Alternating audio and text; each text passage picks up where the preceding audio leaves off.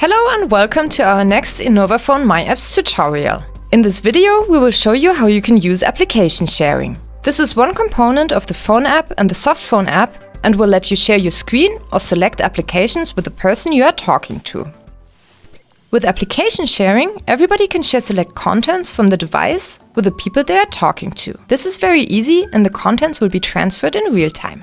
The function is available for incoming and outbound calls, also when you are making a conference call. The contents will always be shared with all the participants of a conference. If you would like to share contents with others, please select Share Screen below the video image of the current call. Once you click onto this button, the selection of applications that you can share with others will pop up.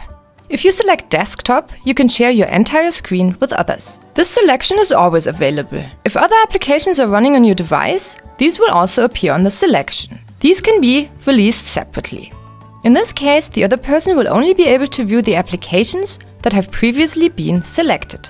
It is also possible to share several different applications at the same time. You can also block these applications again anytime you wish.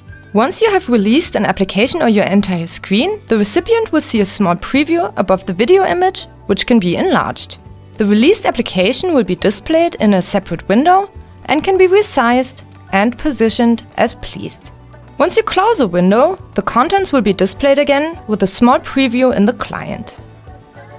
If you have shared an application with one of your contacts, you will have the opportunity to hand over the control to one of your contacts. This will give the other person the control over your mouse and your keyboard, so that the other person will be able to control the released application. Of course, you can deactivate the remote control anytime you wish.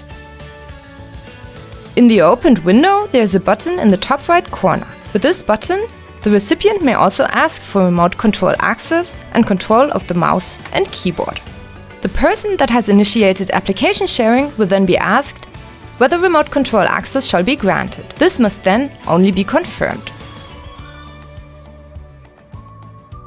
When the call is terminated, application sharing will also be stopped automatically.